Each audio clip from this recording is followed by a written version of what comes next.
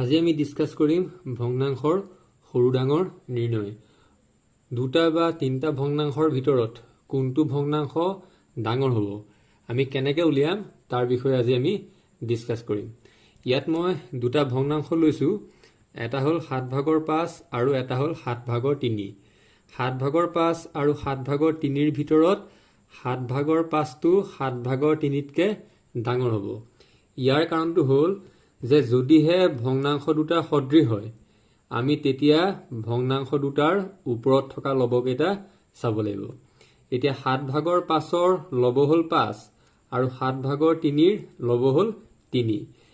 এতিয়া 5টো 3তকৈ ডাঙৰ, গতিকে 7/5টো 7/3তকৈ ডাঙৰ হ'ব।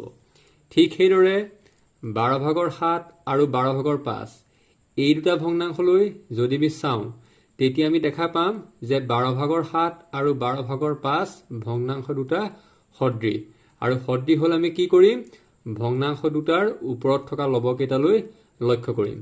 ইয়াত 12/7ৰ লব হ'ল 7 আৰু 12/5ৰ লব হ'ল 5।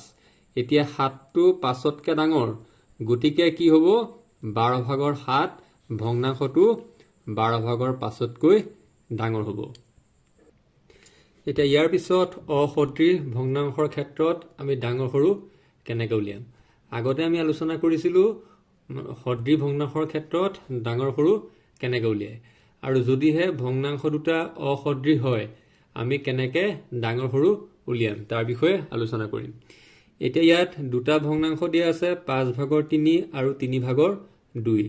অসদৃশ ভগ্নাংশৰ ক্ষেত্ৰত আমি প্ৰথমতে কি কৰিম, অসদৃশ ভগ্নাংশটোক আমি প্ৰথমতে সমমান ভগ্নাংশলৈ নিব লাগিব।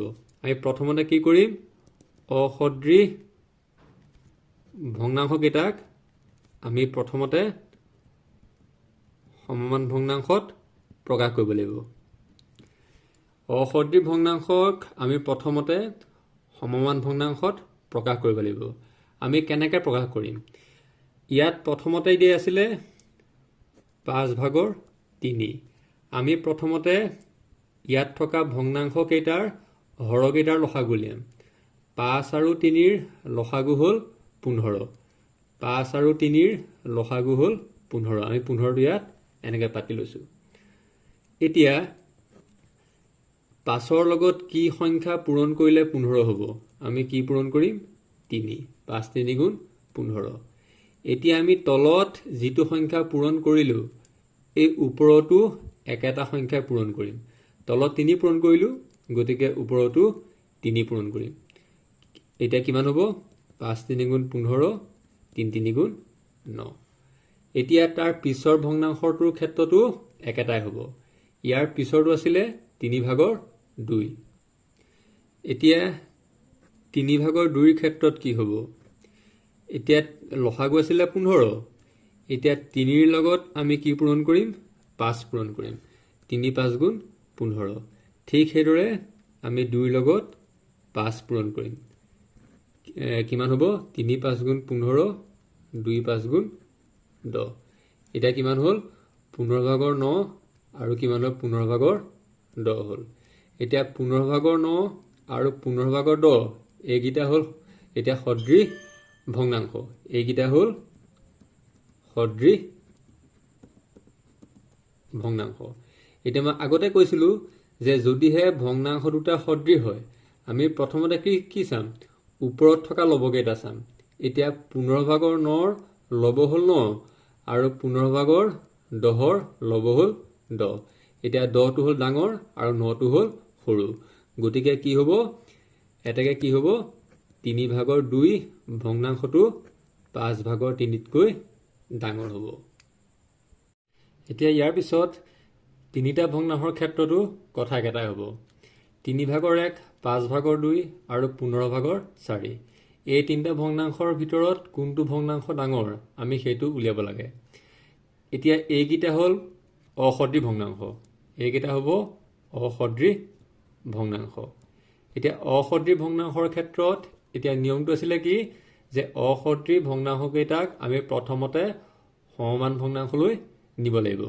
আমি কেনেকৈ নিম, এতিয়া নিয়মটো আছিলে কি, যে প্ৰথমতে আমি হৰকেইটাৰ লসাগু উলিয়াম 3 5 15 3 5 15ৰ লসাগু হ'ল 15 আমি কাষত পাতি লৈছোঁ এতিয়া প্ৰথম ভগ্নাংশটো হ'ল 3/1 এতিয়া আমি কি কৰিম 3ৰ লগত কি পূৰণ কৰিম 5 3 5 গুণ 15 ঠিক হেদৰে আমি 1ৰ লগতো 5 পূৰণ কৰিম এটা কি থাকিব 3 5 গুণ 15 1 5 গুণ 5 তাৰ পিছৰটো ভগ্নাংশ দিয়া আছে 5/2 5ৰ লগত আমি এটা কি পূৰণ কৰিম 3 পূৰণ কৰিম 5 3 গুণ 15 ঠিক হেদৰে আকৌ 2ৰ লগতো 3 পূৰণ কৰিম এটা কিমান হ'ব 5 3 গুণ 15 2 3 গুণ 6 তাৰ পিছত আছিলে 15/4 এতিয়া 15ৰ লগত আমি কি পূৰণ কৰিম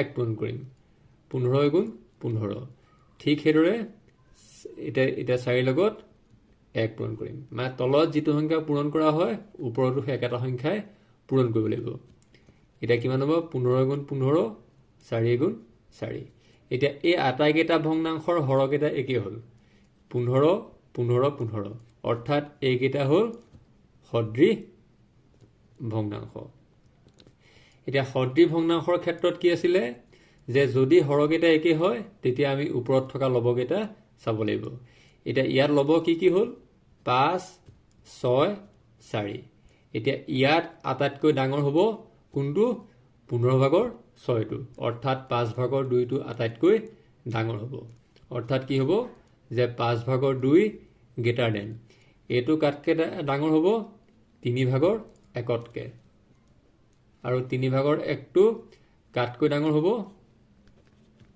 15/4তকৈ